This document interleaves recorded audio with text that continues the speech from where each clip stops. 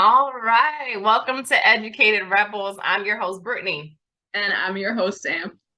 And we are two educators that believe into getting into good trouble in order to rebel against the ideas of the dominant ideas of education.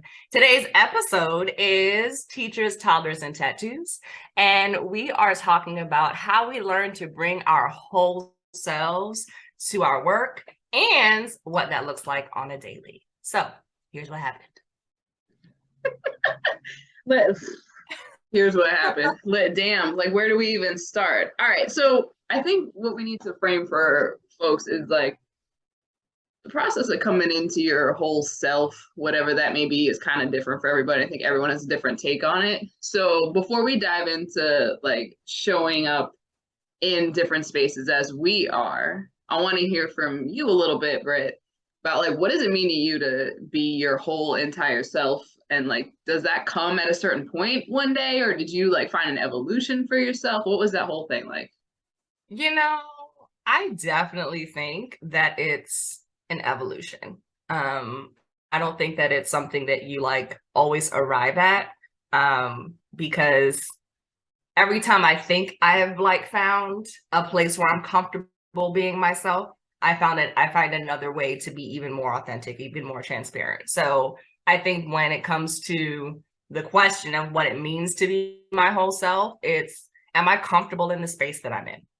Am I able to speak the way that I usually speak? Or do I think that I have to like diminish some of my words or simple some of my words or make myself feel more different?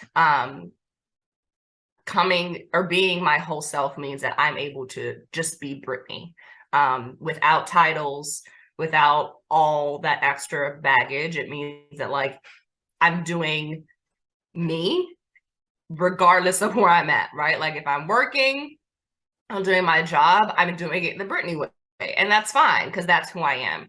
I think it also means that like being able to say the things that you want freely, right? But like with respect. And and like being able to like find yourself, right? Like I think when we started as teachers, we're always going to bring that back, right? But when I started as a teacher, what I identified as bringing myself to work is very different than what I identify as bringing myself to work now. Like in the beginning, I thought bringing myself to work meaning it meant that like I can just be happy. I can just like laugh with my friends and like if I have the people around me that I enjoy, then everything is fine. Over time, I realized that's not enough. Like it's not enough to just have people that everyone's going to have people that they kick it with. So it's more than that. It's like do I when my people aren't there, when I have to not find like the two or three people that are look like me, sound like me, make me more comfortable. When those people aren't there, am I comfortable in that room? Am I comfortable in that space? And I think now I've been able to say like for me, that means I'm showing up and being who I am. I'm not afraid to speak on anything. I'm not afraid of the feedback that that may receive. And I think also being whole with yourself means that you're going to get feedback and like you're not going to take any shit, right? Like, but I also recognize if you're giving me feedback, it's an opportunity for myself to grow. And I'm not like, being an ass about it, right? Like that's what it means to be your whole self. I think being your whole self means knowing who you are, but knowing that there is room for you to grow and there's always room for you to grow, just where you are in your life. And I don't think that came with a certain age. I think now I feel more of presenting myself than ever. And I don't know if it just has to do with like a whole bunch of issues and like trying to hide myself before, and that not working. And now just be like, well, F it, you get what you get. and also realizing like, when I had that mindset, you get what you get, that didn't change anything. It didn't change anything. I had no reason to hide. I had no reason to like make myself what I thought other people wanted. Now I just don't care. And like, you love me or you don't. And I think like that is the love that I get now. That's the love that I receive now, just because I'm able to be myself and people see that. They know that I'm not gonna fake anything about it. I And feel like that's I our talked in episode. circles about Got that, it. but like, No, I just getting ready to say that's the whole episode.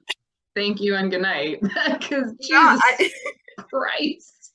it's weird because it's not tangible, and I feel like I'm looking for like a tangible way to say what does it mean to be your whole self. Yeah, you're trying to Brene That's Brown just, it. yeah. Word, You're word, trying to put word. So data to an abstract concept because you need the numbers to make it make sense. exactly. So help me, help me, help me. You know I'm What not does the it one mean for to you? that. You know I operate off of feeling most of the time. Yeah. When I think about being your whole self, I can remember a few distinct periods in my life where, to your point, it felt more authentic than others. I can remember being a kid and living wild and free, outside, dirty, disgusting, weird, whatever. And then get into middle school and people being like, Sam, why are you holding worms during recess? Or like, why are you putting rocks in your nose? Why are you reading that book? And then like, I definitely went through a period of like shrinking myself some. And I think a lot of people do experience something like that. You shrink yourself to some degree if you don't have that like fortitude. I'm gonna be fucking weird and just let it roll. Because humans are apt to want to belong. And when we feel ostracized, that's when things can get a little ugly. So I could middle school definitely went through like that. I'm just gonna be what everybody else wants me to be. Right. High school was like, well, I'm definitely not some of those things, so I'm gonna lean heavily into the other things. And let's just say all my wardrobe was black. It may still be that way today. Am I definitely wearing black underneath the nice, unassuming sweater? Yes. Um, and then like I don't know, even in college, like just yeah, I'm on my own, but still like not entirely free of what I thought. Because at that point now I'm like I got to figure out what I'm going to be, and I got to figure out what I'm going to do, and I got to make my way in this world. And there's certain games I got to play in order to make it in certain areas. And I'll name this, especially as chicks that we are when we're in male dominated spaces. There's games that you got to play to go somewhere, and I was often in a lot of those spaces. So I was like, okay, like I'm going to show up in X, Y, and Z way. And then I turned 30, and I was like, what am I doing? Like, what am I holding back on a lot of these parts of myself that are still super weird, that are still super abnormal? And I kind of went through in my 20s like this huge thing of like, I don't feel comfortable in my own skin. I really don't, and I don't like it. So like breaking out of the cycle of societal influence and my perfectionist like desire to be successful like hit me when I turned 30. It's like, oh, I can show up in these spaces authentically, which is a little left of center if we're honest. That's where we thrive. That's where we thrive. Right. I did. Right. And I think the only thing that I could say now at 35 with absolute certainty is that every time I speak in absolutes about myself, the exact opposite thing always happens. So I can't say I'm only this or I'm only that or I am definable by this characteristic. I show up how I show up and I try and be mindful, to your point, to be respectful and not like hurt people, because I do believe the impact we have on people is important. But now I'm kind of just like open to whatever. Yeah. Whatever I'm feeling in that moment. And it's very freeing. And I like that. And I think that's part of what being my whole self was not limiting myself to what I thought other people wanted from me. Word. Yeah. Because, at the end, we're not all one thing. Like you said, like we evolved and we're complex. We're complex humans. Like, and if you think that it's just one way, then it's going to be hard. It's going to be hard. I love that. I think I can definitely resonate with the middle school. Oh, middle school was weird for me. Your middle school's the fucking worst. I don't care. Shout out to middle school teachers. You guys have quite a job because yeah, like whole self was not arrived at middle school, not even close. For sure. And I think that, when I think about being our whole selves, and our language, but it's also the way that we express ourselves. And we express ourselves in a variety of ways. One of those ways being a fan of body art. Someone is way more covered with tattoos than the other. But I want to talk about that. I want to talk about like what it means to have, the tattoos that you have. And listen, because I know, you're like a comic book at this point. You don't have to go through all of them, but we're gonna be here all day. Right. But what are the ones, what are the tattoos that you have that are meaningful to you? And why are they important to you? Okay. All right, I need to start back some years, like to 18, when I knew like part of my weird whole self evolution was going to be body art. Like I knew that from a young age, and the day I turned 18, I was like, let's go to the tattoo shop. And I got, a few when I was younger, and my meaning and reasoning behind tattoos kind of changed as I got older. A lot of the ones I got when I was younger were still rooted in things that I thought would be acceptable to other people. I was like, so I'm going to do this thing and I'm going to get tatted, but it's going to be like a star, or it's going to be like a puzzle piece for my brother, or it's going to be my brother and my sister's names. I've since had many of them covered. Because I think what I realized at the time was like, one, they didn't really resonate with me like they did at the time, or they never really resonated with me to the way that they should have, right? And two, I didn't give a fuck anymore, and I just wanted to have fun with them. And three, they was kind of ugly, most of them.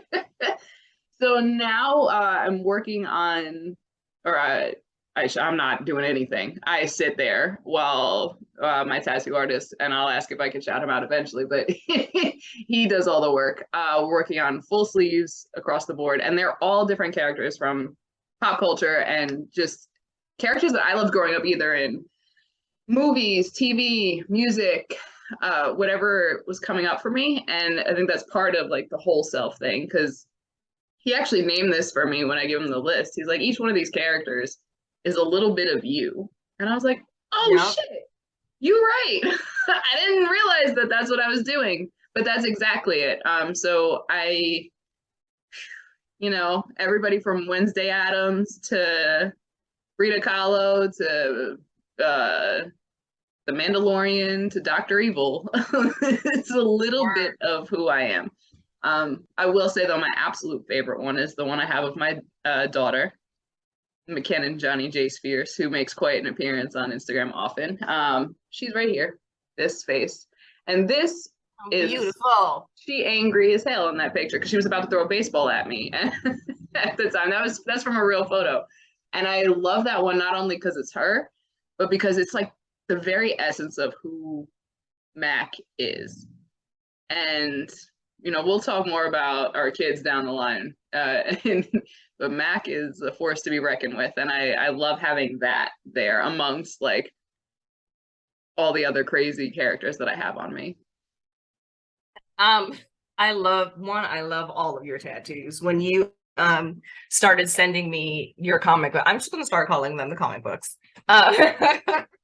When you started sending me your comic book, I didn't think about them as like, oh, Sam just really loves these characters. I wasn't thinking, I recognize why one would do that, but I was like, oh no, like I can see a piece of Sam in each one of these characters. Like I get why you have Wednesday, like I get why you have, and it makes perfect sense. It had nothing to do with like, oh, I just love these characters. No, these are very fitting characters.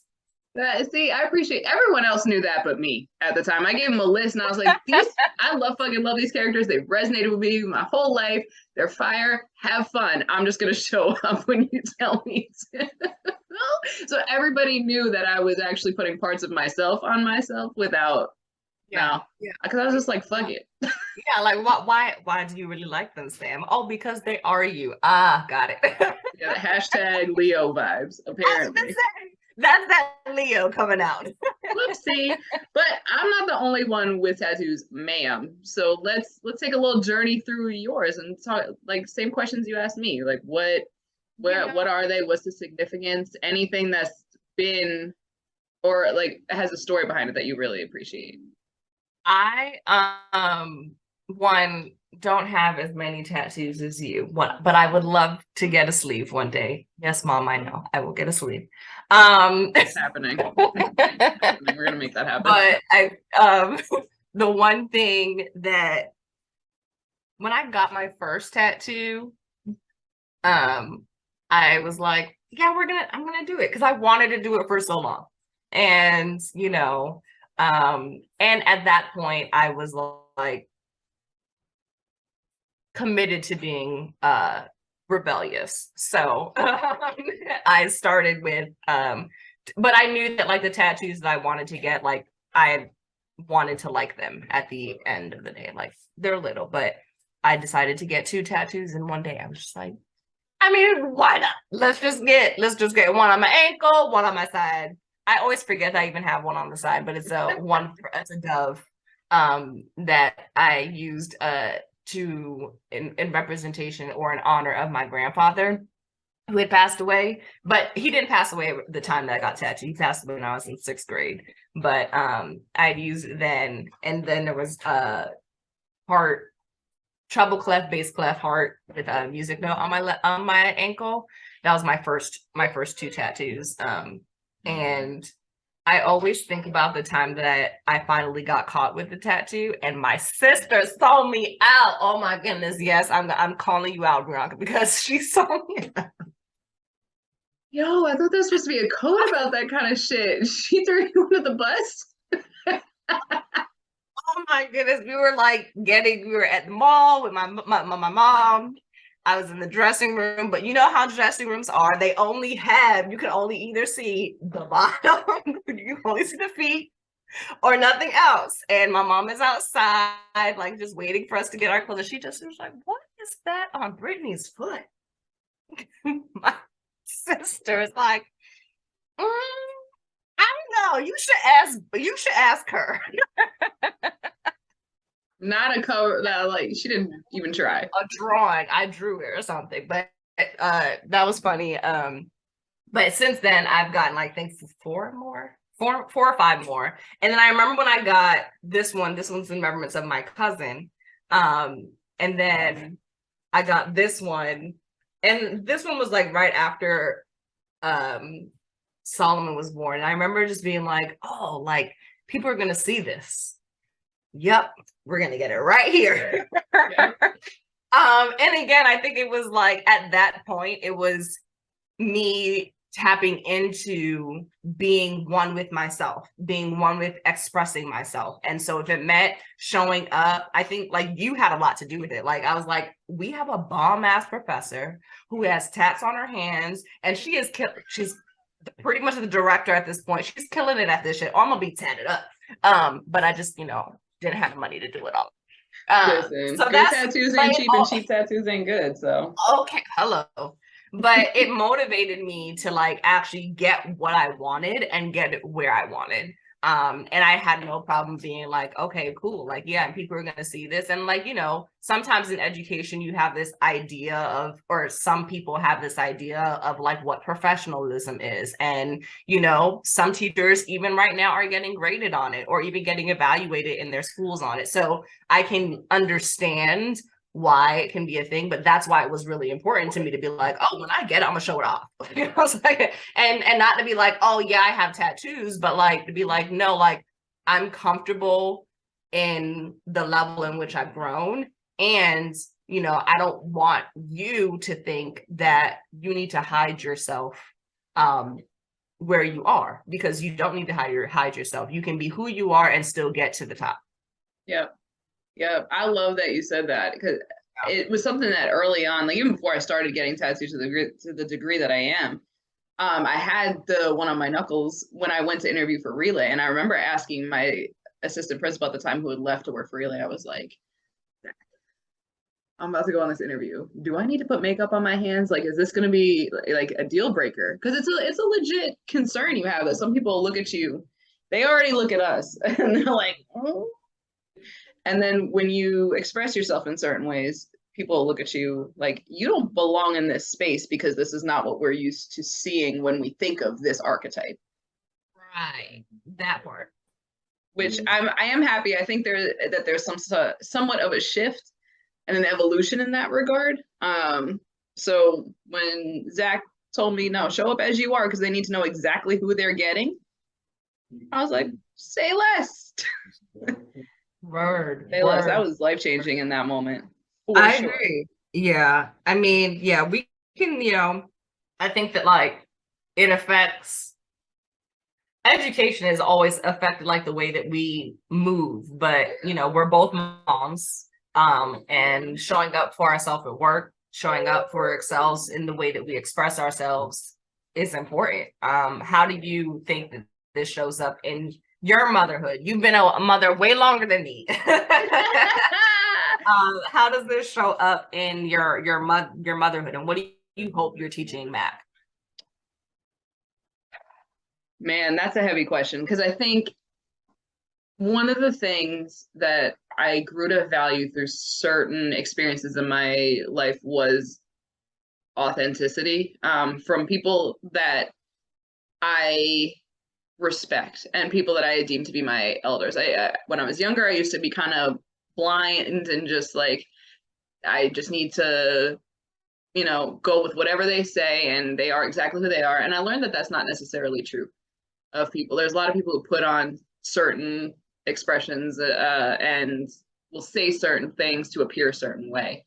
And then as I got older and like grew out of those experiences, like I'm not going to do that. And when I have a kid, I'm going to make sure that my kid knows exactly who their mommy is, within reason, right? Like I'm not off the handle, but I've always spoken to my daughter pretty plainly, even when she was a baby. I have been relatively direct with what I think and who I am and how I show up, between the outward expression and the inward expression. And I think I've always encouraged Mac to explore every aspect of herself too, and to be unabashed in that as well. Like kind of some of the support that I didn't get as a kid. So if she shows up and she's like, I want to wear this today, I'm like, cool, roll with it. I'm not going to tell you you can't. I'm not going to tell you you can't dye your hair. I'm not going to tell you you can't draw on your arm, because like that's the ultimate hypocrisy to me. So I'm hoping that I'm modeling for Mac that she can be and do and express however she wants to, of course, like barring hurting anyone. So I think that's how it shows up, in just me making an effort every day to be exactly who I am. Word. Yeah. Because it's easy to slip on that mask. I remember my father telling me as a kid, like, number one rule of parenting is to lie to your children. And I was like, now, sometimes I've certainly lied to that child, but I don't want to lie about me, if that makes sense. Yeah. So what about for you? I mean, you act like Solomon ain't been here a minute. Solomon's been on this earth before. So, like, let's talk about that. That is the part. I'm like, yo, like I'm not teaching that kid anything. That kid is a Leo. He's been teaching me since the time he was in my womb. But no, I think that two things. One, because he is a Leo, and you can attest to this because you're a Leo. But like, I would say, Solomon knows what he wants. And I think that it's a great thing. Like I think that like that's definitely something that we've taught him from the beginning. Like mean what you say, what you mean what you say. And I think that when I think about like my my tattoos, how I express myself, it's that part you're saying too, like that modeling piece. Like I don't want to like just have to tell you, hey, you can have tattoos. Like Solomon draws all over my house, okay? Like, and I'm pretty sure he took a marker to my neck earlier, and I'm like, and to your point, I'm like, dude, like I get why you're doing it, but also like I request these services. You can't just start marking me up. You can draw Have yourself. some self-respect. Have some self-respect. Come on. No, I think that it, from the fight that I had as a child, or like growing into like wanting to get a tattoo, like my first tattoo and me wanting to get my first tattoo versus me getting my tattoo now, the reasons are completely different. Like the first reason was just like, I'm 18, I'm in college, why not? And like just there's nothing better to do. And I'm gonna try to, do it within reason. But what it means for me now is like, am I able to your point, like express myself? Like yes, I'm an educator, but I bleed creativity. So if it means like I'm being creative with the thought that I have of a tattoo to put on my body so that everyone else can see it, then that's it. It's just the way that I'm expressing myself. And I would also say that a lot of people believe that tattoos are for other people to see. It has nothing, like my tattoos aren't for you. It just happened to look good. It just happened to look good when you look at it. Like, but it wasn't for you. It was for me. Like, and even to the point where like, the placement of my tattoos, like they have meaning. Like I have them here as a reminder. I know the one on my back I'm not going to see it all the time, but when I do, I'm reminded like the boss bitch that I am. You know what I mean? So like, I think that's just what it is. It's not for anybody. It's just, you can have fun looking at it. Take a picture, it lasts longer. Complete side note, have you had that happen where someone asked to like take a picture of your tattoos yet, ever? My God, on my back one, only the back one on my back. Yeah. Isn't it such a bizarre experience? It happens all the time now. I want to take a picture next to your legs. Just look at the canvas that I'm next to. Museum. I'm not even a person anymore. I'm just a canvas. I love it. Exactly. But it's such a bizarre experience because it's like I don't know, because you and I are also people who we do have social elements of us, but we also have some heavy introversion there. And it's like, oh, like, yeah, this wasn't meant for you. I'm glad that you like it. Right. And that's awesome. And it's like great conversation. And it's also so weird. Like, I don't know that I'm ever truly gonna get used to it. But it magnifies for me that at least like when people see them, I think there's something that lights up in them more often than not, even if they're people with like none whatsoever, because it's like they recognize that, oh, here's somebody that's kind of doing whatever the fuck they want, and they're a little different from what I'm used to seeing, and that artwork that they're sporting is really fucking cool. So I think I appreciate that part because it sort of reaffirms like, yeah, being you feels good. Yeah, that part. What you should do I think like at this point, you just need to like walk around with like postcards and have pictures of your legs on it. So when people ask for a picture and be like, no, but you have this. Tell your tattoo artist they could try.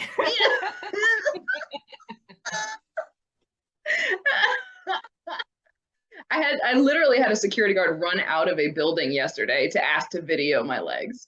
That's ran from crazy. His post out of a building, and I was like, today, what is today? And that's lovely. Right, exactly. Well. I was like, oh, you want me to turn around real quick? Hold on, you gotta get the back.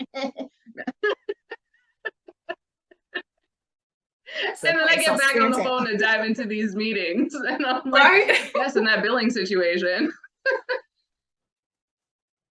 Oh Lord.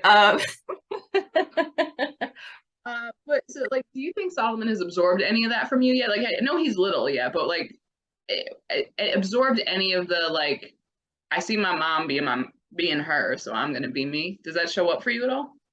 My God, yes. Like Solomon tries me on a daily. And I think that, I was telling someone the other day that like parenting is hilarious because you can be so annoyed that you want to like slap them, but then you're like, I'm so impressed by the skills that you just exhibited just now.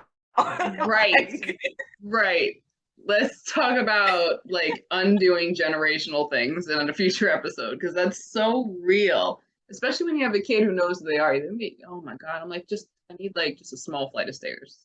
Just like yeah, and that's what it and that's the part. Like I think that like, because he's so sure of who he is already. My job as a mother is just to like make sure that he still knows that, and to make sure that like I don't do anything, or I don't allow other, well, society's going to do what society does, but like I don't do anything that diminishes his life. And because he's gonna like trucks today, and then he's gonna like dinosaurs tomorrow, and that's completely fine. And I don't want him to think that it's just one way. I think he understands that his mom is a very complex person. His mom is, and she will show up in a variety of ways. And I think that he understands that, and so he's able to show up in his variety of ways. And again, like, he's only 4 right now. But like because he's young and such an amazing Black boy, and because of what I know, I always have this fear of like, yes, Black boy joy. And then at one point, there's going to be a point where you don't look at my son and you see that.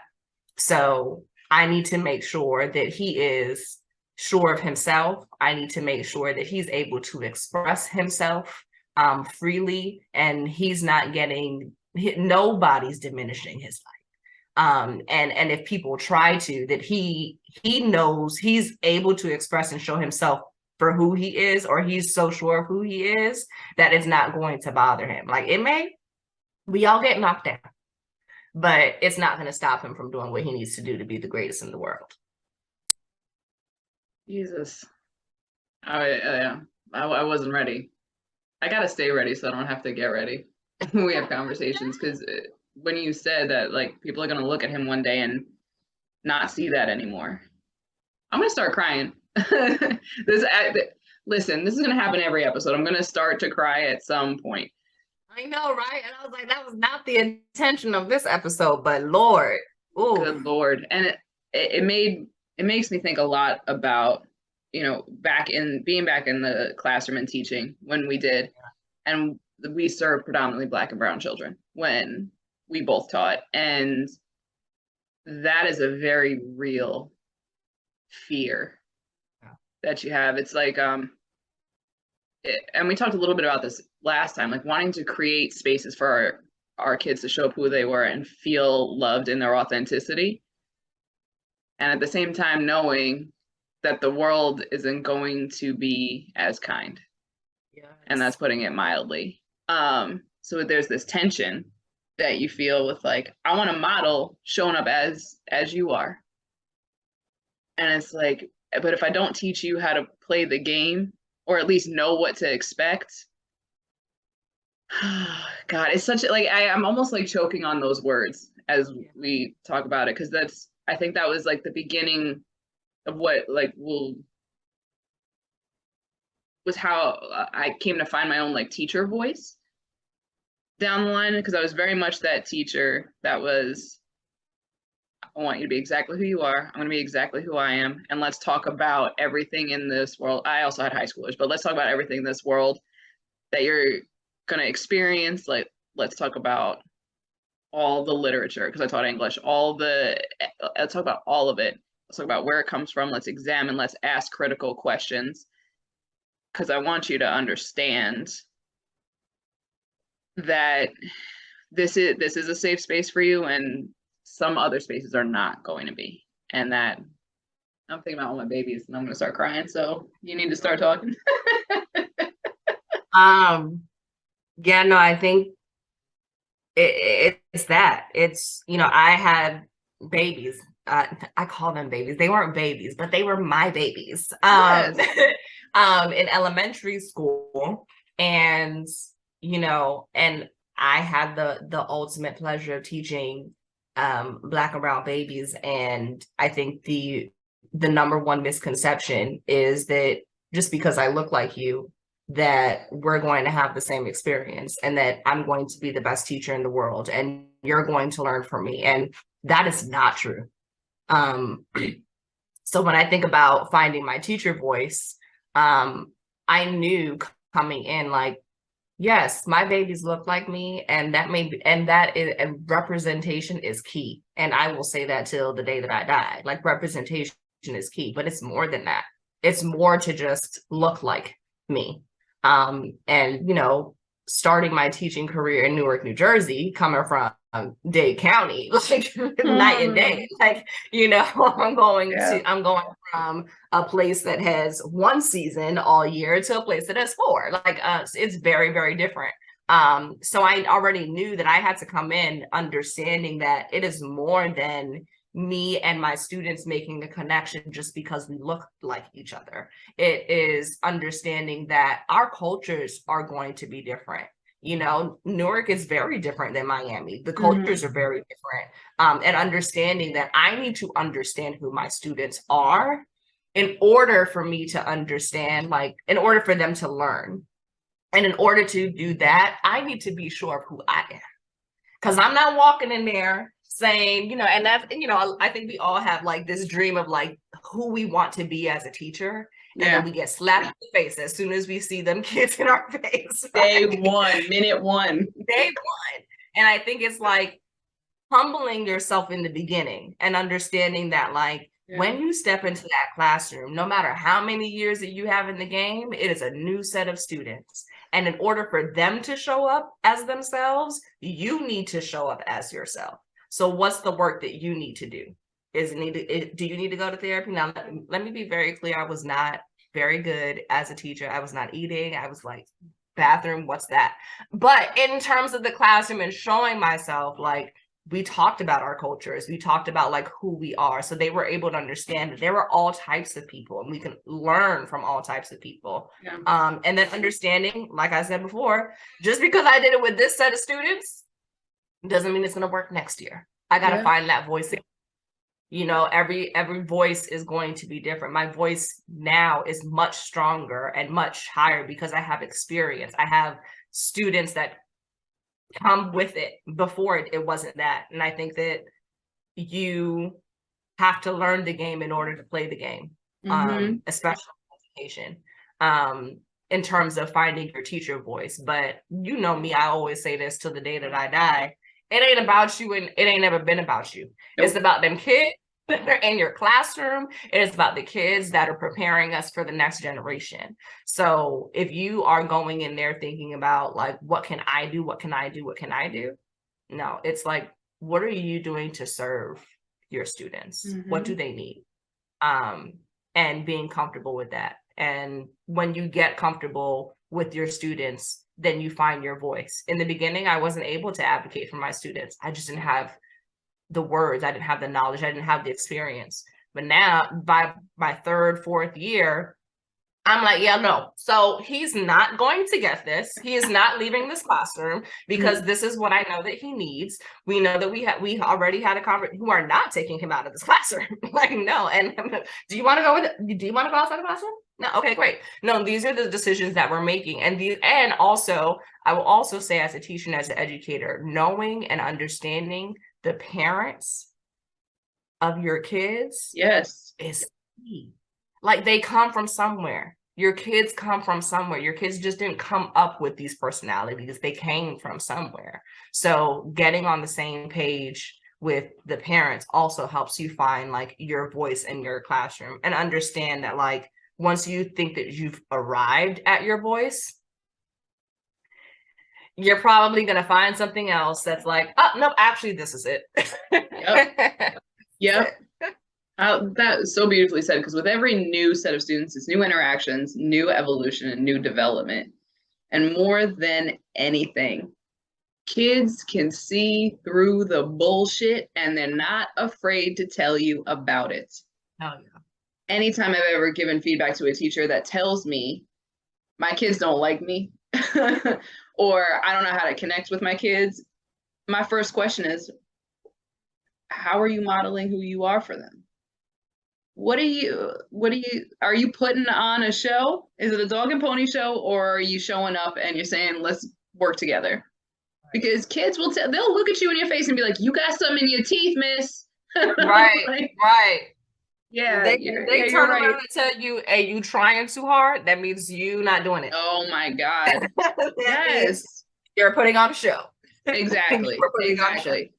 And I think that's what I love about kids is they're not afraid to tell you about yourself, and they know exactly who you are without you saying it, and they know when you're fronting, which is a very humbling experience. And one that I do kind of miss, actually. Like I miss that call out. Like the number of times I got told my pants were ugly, that I looked like I was holding in, being real mad, that, and it, like you know, and see, but the kids do it in the form of questions. So they'd be like, Miss Johnson, what did you do to your hair? Miss Johnson, Miss Chopin, where you got that from? See, I love that. Like elementary schoolers they still have that element of like inquisition. By the time they got to high school, they would just flat out tell me like, Miss Font, I don't know who told you that was a good hairstyle, but I don't want you to ever do that again. I thought you should know because it's distracting to my learning. Noted. I'll take out the ponytail in a minute. Can we get back to this reading? We have to finish. Oh man. Yeah, I think part of, to kind of round this out, like being your whole self is, and coming into that is continuously getting those moments of humility. Yeah. Which kids and teaching and all that will bring you. And you can either fight against it and say like, oh, that's like, that's disrespectful, that's this, that's that. And what you're saying underneath all that is, I'm afraid for people to see me. I'm afraid that they're seeing me. Yes. And if you're afraid to be seen, you're not ever really going to get that evolution of being your whole self when you show up in spaces, and you're going to always shy back and be defensive. And to your point earlier, feedback is an opportunity to grow. I have better pants now. My tattoos are better. I stopped wearing that one ponytail. Like, I have grown, God damn it. Not the ponytail. Listen, it wasn't good. She was right. I remember Alice. She sat right in my Shout out front to row. Alice. She always told me. She always told me the truth about everything, and I appreciated that about her. That was my Jade and Sky. Shout out to Jade and Sky and their mama Monique. They were sisters, and I had them back to back. Sky, then Jade, and woof, I love them to death. They are the reason why I kept teaching. They are the reason why I continue to do this work, because I love just they can humble you. Yep. And when your love language is sarcasm and roasting, it works. Exactly, and that was theirs. we had a great time. No, for real. But yeah, no, I agree. It's hard. There's always gonna be challenges, because there's always gonna be somebody that's challenging you. Yeah. And that doesn't deny that, it is hard. Some days it does feel like you want to like curl up in a box. Some days it does feel like you've like have been trying to express yourself for so long and no one gets it. But I feel like after, like you said, like once you hit 30, you're just like, fuck that. Like either you get it or you don't. Right. Either you get it or you don't. You accept it or you don't. But I think, knowing for all my educators, all my teachers, my parents, all them out there, like the reason why we continue to show up for ourselves is one, for ourselves, Yeah. and two, for the little people that we recreate and for the little people that we serve and the little people that are going to be in this next generation. Yeah. Shit, because if they're about to put me in the nursing home, I need it to be a good one. That's all I'm saying. Like, if for no other reason. Word. So to that end, we'll close ourselves out. I love having these conversations with you and like brainstorming all of these thoughts and questions. And I know we're starting to get a few folks that we've worked with, especially interested in what we're doing here, and a couple of requests that we have for sure, and a preview or two. I know I get tired of all the shit that lives in my own brain after a while. Listen, it's exhausting in here. Exhausting. And I know that we have had we've been really blessed and fortunate to work with a lot of really incredible people. So we want to hear questions from them specifically. So please, there's going to be a link in the bio on our Instagram. Submit questions. We want to be able to talk about them, talk with you. Like let's get the conversation going and let's expand it for sure. Word. That's one. Word. And then two, we're going to be starting to bring on some guests. Some of them against their own will, but they don't have a choice because we are who we are. So we're really looking forward to talking with people who are educators and people who, for them, they didn't even, like, obviously grew up in an education system, but didn't even touch it as a career path, but talking about those experiences and how they impacted them moving forward. So yes. We're really excited about that. I can't wait. Us educated rebels. Okay,